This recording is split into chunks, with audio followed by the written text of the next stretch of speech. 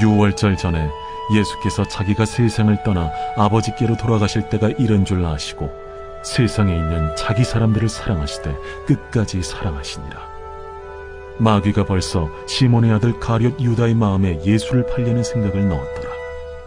저녁 먹는 중 예수는 아버지께서 모든 것을 자기 손에 맡기신 것과 또 자기가 하나님께로부터 오셨다가 하나님께로 돌아가실 것을 아시고 저녁 잡수시던 자리에서 일어나 겉옷을 벗고 수건을 가져다가 허리에 두르시고 이에 게야의 물을 떠서 제자들의 발을 씻으시고 그 두르신 수건으로 닦기를 시작하여 시몬 베드로에게 이르시니 베드로가 이르되 주여, 주께서 내 발을 씻으시나이까?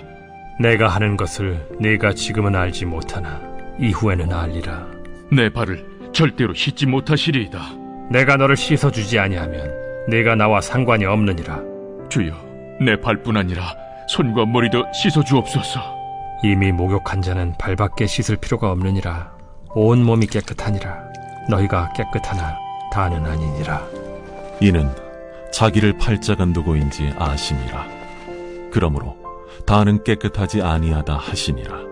그들의 발을 씻으신 후에 옷을 입으시고 다시 앉아 그들에게 이르시되 내가 너희에게 행한 것을 너희가 아느냐? 너희가 나를 선생이라 또는 주라 하니 너희 말이 옳도다. 내가 그러하다. 내가 주와 또는 선생이 되어 너희 발을 씻었으니 너희도 서로 발을 씻어주는 것이 옳으니라. 내가 너희에게 행한 것 같이 너희도 행하게 하려 하여 본을 보였노라. 내가 진실로 진실로 너희에게 이르노니 종이 주인보다 크지 못하고 보냄을 받은 자가 보낸 자보다 크지 못하나니 너희가 이것을 알고 행하면 복이 있으리라. 내가 너희 모두를 가리켜 말하는 것이 아니니라. 나는 내가 택한 자들이 누구인지 알미라. 그러나 내 떡을 먹는 자가 내게 발꿈치를 들었다 한 성경을 응하게 하려 하는 것이니라. 지금부터 일이 일어나기 전에 미리 너희에게 일러두면 일이 일어날 때 내가 그인 줄 너희가 믿게 하려 함이로라. 내가 진실로 진실로 너희에게 이르노니 내가 보낸 자를 영접하는 자는 나를 영접하는 것이요 나를 영접하는 자는 나를 보내신 이를 영접하는 것이니라. 여러분 반갑습니다. 오늘도 퀴트로에는 기막힌 하루입니다. 본 말씀 요한복음 13장 1절부터 20절의 말씀입니다. 자, 이제 요한복음 13장에 들어서면서 예수님은 유월절을 앞두고 제자들을 마가의 다락방으로 초청하십니다. 그리고 그곳에서 제자들에게 이제 마지막 가르침을 주십니다. 특별히 오늘 1절의 말씀에 보니 세상에 있는 자기 사람들을 사랑하시되 끝까지 사랑하셨다고 말씀하고 있습니다. 예수님의 사랑은 그냥 사랑이 아니라 끝까지 사랑하시는 사랑이라는 것입니다. 바로 지금 우리가 예수님의 이 끝까지 하는 사랑을 받고 있는 것입니다. 자, 그러면 오늘 성경이 말하는 이 끝까지 사랑한다는 말의 의미가 무엇입니까?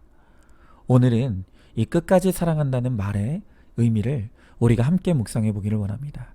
자, 첫 번째로 끝까지 사랑한다는 것은 변함없이 계속 사랑하기로 결정하고 약속하는 것입니다.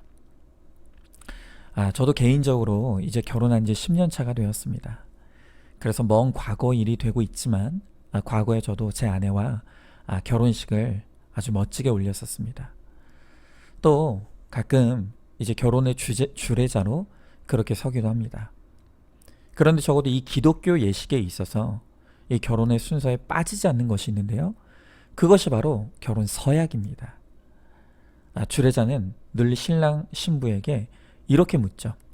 기쁠 때나 슬플 때나 건강하거나 병들거나 부유하거나 가난하게 되는 모든 경우에 사랑하고 존중히 여기며 도와주고 보호하며 부부의 대의와 정조를 지키기로 굳게 서약합니까? 여러분 결혼하신 분들 이 서약 기억하십니까? 저는 이렇게 물을 때 적어도 제가 이제껏 참석했던 결혼식장에서 단 한 사람도 제가 한번 고민해 보겠습니다. 혹은 심사숙고하겠습니다. 이렇게 대답하는 사람을 본 적이 없습니다. 늘 결혼식장에서 이런 서약의 질문을 물으면 열정에 불타올라 너무나 당당하게 예 하고 대답을 합니다. 그러나 그 순간의 열정이 곧 영원한 사랑이 아니죠. 시간이 가고 세월이 흐르면 열정은 식습니다. 사랑은 변해가기 마련입니다. 자, 오늘 말씀에 보면 베드로가 등장하죠. 이 베드로를 한마디로 표현하면 그는 열정의 사람입니다. 마태복음 26장 33절에 보면 이 베드로가 예수님께 호언장담하면서 말하기를 모두 주를 버릴지라도 나는 결코 주님을 버리지 않겠습니다. 이렇게 큰 소리를 칩니다. 그런데 어찌 되었죠? 그는 예수님을 3번이나 부인하고 또 예수님을 버리고 도망을 갔습니다. 여러분, 그러나 이것은 베드로만의 문제가 아니라 모든 인간이 가진 사랑의 한계입니다. 나는 그런 사람이 아니라 그 사람이 가장 위험한 사랑입니다. 하지만 오늘 이 하나님의 사랑은 한순간의 뜨거운 열정이 아닙니다. 오늘 예수님께서 끝까지 사랑한다고 말씀하실 때 그 안에는 단순한 감정만이 아니라 예수님의 의지와 결단이 그 안에 녹아 있는 것입니다. 여러분, 만약 예수님께서 감정으로만 우리를 사랑하시려고 했다면 예수님도 우리를 끝까지 사랑하시지 못합니다. 우리가 얼마나 이 베드로처럼 가룟 유다처럼 끝없이 예수님을 배반하고 죄 가운데 행합니까? 정말 감정적으로만 사랑하려고 하면 도저히 사랑하지 못할 것이 우리 인간입니다. 그러니 오죽하면 요즘 사람들이 하는 말이 차라리 개를 키우고 말지 사람은 키우지 않는다고 말하지 않습니까? 여러분, 그러나 하나님의 사랑은 인간의 한순간의 열정이나 감정으로 하는 사랑과 같지 않습니다. 하나님은 우리를 사랑하시되 끝까지 사랑하시기로 자기 자신과 약속하시고 결단하셨습니다. 그래서 우리가 하나님을 배반할지라도 하나님은 이 사랑을 깨지 않고 영원히 변하지 않고 사랑하신다는 것입니다. 여러분, 우리 인간에게는 이런 사랑은 없습니다. 우리는 이런 사랑을 할 수도 지을 수도 만들 수도 없습니다. 오직 이 사랑은 하나님 안에만 있다는 것입니다. 그런데 우리가 이 하나님의 사랑을 스스로 저버리고 떠나버렸습니다. 그리고는 그 채워지지 않는 공허함을 다른 인간으로부터 끊임없이 채우려고 시도하는 것입니다. 그러니 필연적으로 사람에게 배반당하는 사건은 내 삶의 결론으로 올 수밖에 없는 것입니다. 여러분은 누구에게 배반당했습니까? 남편에게 배반당했습니까? 아내에게 배반당했습니까? 자녀에게 배반당했습니까? 친구가 나를 배반당했습니까? 우리는 하나님의 사랑을 떠나 사람에게 그 사랑을 채우려고 했기에 나에게 배반당하는 사건이 올 수밖에 없다는 것을 깨달아야 합니다. 그리고 우리는 배반당하는 아픔을 통해 반드시 주님께로 가야 합니다. 나야말로 끊임없이 주님을 배반하는 자라는 것을. 그리고 주님이 나 때문에 얼마나 아프시는지를. 그럼에도 불구하고 나를 사랑하시되 끝까지 사랑하시는 그 주님의 사랑을 우리가 깨달아야 합니다. 여러분, 언제까지 사람에게 배반당해야 깨달으시겠습니까? 인간은 끝까지 사랑할 수 없습니다. 오직 하나님만이 나를 끝까지 사랑하십니다. 이제 우리 다 이 하나님의 사랑으로 돌아가서 그 사랑 안에 거하고 그 사랑을 풍성하게 누리게 되기를 소망합니다. 바로 그렇게 될 때 상대방이 나를 사랑하고 사랑하지 않고 하는 상관없이 오직 구원을 위해 사람을 품고 사랑할 수 있는 그런 우리가 될 수 있습니다. 자, 질문해 봅니다. 내가 사랑하고 의지했던 사람으로부터 배반당하고 버림받은 아픔이 있습니까? 하나님도 날마다 주님을 배반하는 나로 인해 아파하고 계신다는 것을 깨닫습니까? 오직 하나님만이 나를 끝까지 사랑하시는 분이심을 깨닫고 주님께로 돌이켜 주님의 사랑 안에 거하시기 바랍니다. 그 사랑으로 나도 끝까지 사랑하는 그 사랑을 이룰 수 있길 바랍니다. 자, 두 번째로 끝까지 사랑한다는 것은 용서한다는 것을 뜻합니다. 자, 오늘 2절의 말씀에 보니까 마귀가 벌써 시몬의 아들 가룟 유다의 마음에 예수를 팔려는 생각을 넣었다고 합니다. 여러분, 감히 가룟 유다의 마음에 그렇게 가룟 유다를 사랑해 주었던 예수님을 팔아넘길 생각이 있었다고 합니다. 그런데 예수님도 그것을 이미 알고 있었습니다. 그러나 주님은 끝까지 내색하지 않습니다. 그를 할 수 있는 데까지 품고자 하시는 것입니다. 그래서 마지막까지 그의 발을 닦아주시고 또 함께 식사하시며 그에게 용서의 손을 내미셨습니다. 물론 역사에 만약은 없다고 합니다. 하지만 그래도 우리가 한번 생각해 볼 때 만약 가룟 유다가 지금 이 순간에라도 예수님을 팔려고 했던 자신의 생각을 솔직하게 고백하고 용서를 구했다면 과연 예수님은 어떻게 반응하셨을까요? 틀림없이 예수님은 그를 용서해 주셨을 것입니다. 그의 죄를 사해 주시고 그를 제자로 써주셨을 것입니다. 여러분, 이렇게 오늘 예수님께서 끝까지 사랑하신다고 말씀하실 때 이 사랑은 상대가 어떤 실수나 죄악을 범하더라도 모두 용서하고 사랑한다는 것을 뜻합니다. 예수님의 사랑 안에는 용서가 있습니다. 자, 여러분, 우리는 어떻습니까? 지금 우리 안에 도저히 그 사람만큼은 용서할 수 없다고 말하는 그 사람이 있지는 않습니까? 우리는 이 용서의 문제에 대해 하나님의 말씀의 거울로 우리 자신을 비춰야 합니다. 성경은 끊임없이 우리가 죄인이되 100% 죄인이라는 것을 가르쳐 줍니다. 자, 그런데 이 100% 죄인이라는 말의 뜻이 무엇입니까? 이 말의 뜻은 바로 내가 용서받지 못할 죄인이라는 뜻이 바로 이 100% 죄인이라는 말의 뜻입니다. 로마서 5장 8절 말씀해 보니까 성경은 우리가 아직 죄인 되었을 때 그리스도께서 우리를 용서하시고 우리를 위해 죽으셨다고 합니다. 이 로마서 5장 8절에서 가장 중요한 것은 바로 하나님께서 우리를 용서하신 그 시점입니다. 언제 우리를 용서하셨다고요? 우리가 아직 죄인 되었을 때. 내가 회개해서 용서하셨다고 말씀하시지 않습니다. 내가 뭔가 변했기 때문에 나를 용서한 것이 아니라는 것입니다. 오히려 내가 여전히 적극적으로 주님을 배반하고 여전히 죄악을 행하며 도저히 용서받을 수 없는 죄악을 저지르고 있는 그때에 주님이 먼저 나를 용서하시고 나를 위해 죽어주셨다는 것입니다. 우리가 바로 이러한 예수 그리스도의 사랑의 용서를 받았습니다. 그래서 늘 성경은 이 용서의 문제에 있어서 우리가 빚진 자임을 강조합니다. 우리가 그런 용서를 받았기에 그 용서의 빚을 다른 사람을 용서함으로써 갚으라는 것입니다. 물론 하나님께서 우리들에게 용서를 요구하실 때 그 첫 번째 목적은 바로 우리 자신을 위한 것입니다. 미움과 증오는 나 자신을 망가뜨리는 파괴적인 감정입니다.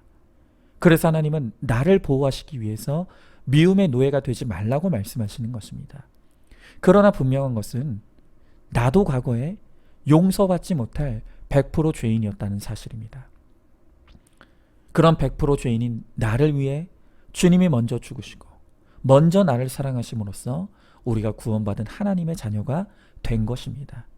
그렇다면 이제 우리도 다른 사람의 구원을 위해 용서함으로써 그 구원의 빚을 갚아 나가야 할 것입니다. 자, 질문해 봅니다. 내가 바로 용서받을 수 없는 100% 죄인이라는 것을 깨닫고 있습니까? 내가 아직 죄인 되었을 때 주님이 먼저 나를 용서하시고 나를 위해 죽으신 이 하나님의 사랑에 내가 빚진 자라는 것을 알고 있습니까? 지금 내가 이 용서의 빚을 갚아야 될 바로 그 구체적인 대상이 누구라고 생각합니까? 용서할 수 있는 마음을 주시기를 간절히 구하시기 바랍니다. 자, 이제 마지막 세 번째로 끝까지 사랑한다는 것은 구원을 책임지는 것을 의미합니다. 자, 오늘 4절 이하의 말씀에서 예수님은 그 유명한 세족식을 거행하시죠. 이 예수님의 세족식의 의미는 죄사함과 구원을 의미합니다. 비록 예수님께서 지금은 물로 씻어주시지만 이제 장차 십자가에서 흘리실 보혈의 피로 씻어지는 모든 사람들은 자신의 죄에 대해 깨끗함을 받고 구원을 얻게 된다는 것을 의미하는 것입니다. 자, 그런데 이렇게 제자들의 발을 씻어주신 후에 예수님께서 제자들에게 명령하시는 것이 있습니다. 14절에 보니까 너희도 서로의 발을 씻어주는 것이 옳다는 것입니다. 여러분, 우리가 서로의 발을 씻어준다는 것은 무엇을 의미하겠습니까? 물론 우리에게는 다른 사람의 죄를 사해줄 권세는 없습니다. 그러나 우리가 한 사람의 구원을 위해 예수님처럼 사랑의 섬김과 수고를 이룰 때 나의 섬김과 수고를 통해 예수 그리스도의 죄사함의 은혜가 그에게 흘러 들어간다는 것입니다. 여러분, 하나님의 은혜는 높은 곳에선 임하지 않습니다. 우리가 자존심을 내세우고 군림하려고 하고 권위를 주장할 때 나를 통해 흘러나갈 예수님의 은혜는 없습니다. 그러나 우리가 제자들의 발을 씻기시는 예수님의 겸손과 사랑으로 섬김과 희생을 이룰 때 바로 거기에 예수 그리스도의 은혜가 나를 통해 사람들에게 흘러 들어가게 된다는 것입니다. 여러분, 이 천국과 지옥에 관한 한 우스갯소리가 있습니다. 천국과 지옥에서 배고픈 사람들에게 음식을 푸짐하게 한 상 차려줬습니다. 그런데 음식을 먹으라고 하면서 엄청나게 긴 숟가락을 주었습니다. 자, 그리고 잠시 후에 지옥에 가보니까 서로 자기가 먼저 먹으려고 긴 숟가락을 들고 아우성인데 숟가락이 너무 길다 보니까 음식을 집어 입으로 가져가 봤자 먹기도 전에 음식이 다 흘러내리고 말았습니다. 그래서 제대로 먹은 사람은 아무도 없고 서로 큰 소리 내면서 싸우고만 있는 것입니다. 자, 이번에는 천국에 가보았습니다. 그랬더니 천국에는 놀라운 일이 벌어지고 있었습니다. 아주 평온한 분위기에서 긴 숟가락으로 음식을 뜬 후에 서로에게 음식을 먹여주고 있는 것입니다. 그러자 모두가 행복한 미소를 지으며 배불리 먹었습니다. 여러분, 그렇습니다. 천국은 이렇게 섬김과 수고가 이루어지는 곳에 하나님 나라의 천국이 이루어진다는 것입니다. 여러분, 그러면 누가 사랑으로 섬기고 희생해야 되겠습니까? 남편입니까? 아내입니까? 며느리가 그렇게 해야 합니까? 시어머니가 해야 합니까? 정답은 간단하죠? 무조건 믿는 내가 믿지 않는 가족을 사랑으로 섬기고 희생해야 합니다.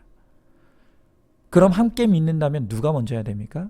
그것은 바로 지금 이 큐티 설교를 듣고 있는 내가 먼저 섬기면 됩니다.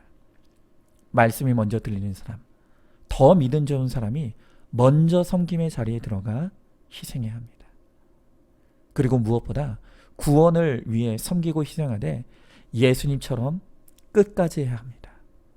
그저 조금 하다가 왜 나만 해야 하느냐고 생색내고 불평하면서 그만둔다면 거기엔 구원의 열매가 없습니다.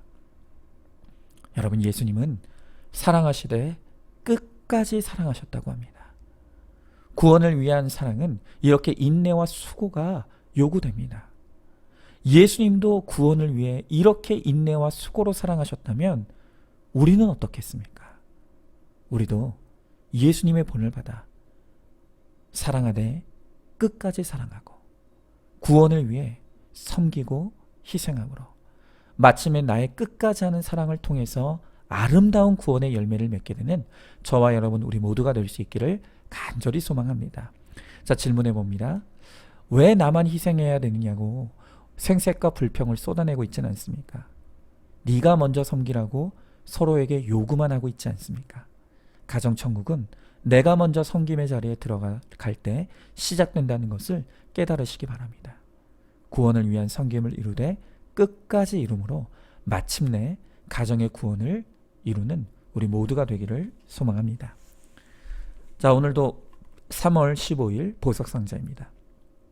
나에게 일어나는 사건을 성경으로 해석해 보십시오. 그리하면 승리하지 못할 싸움이 없습니다. 성경 말씀은 하나님이 오늘 나에게 주시는 말씀입니다. 성경이 바로 오늘을 사는 나의 이야기가 되는 것입니다. 아멘. 오늘도 큐티로 기막힌 하루를 살아내는 하늘가족 공동체 우리 모든 성도님 되시기를 주님의 이름으로 축복합니다.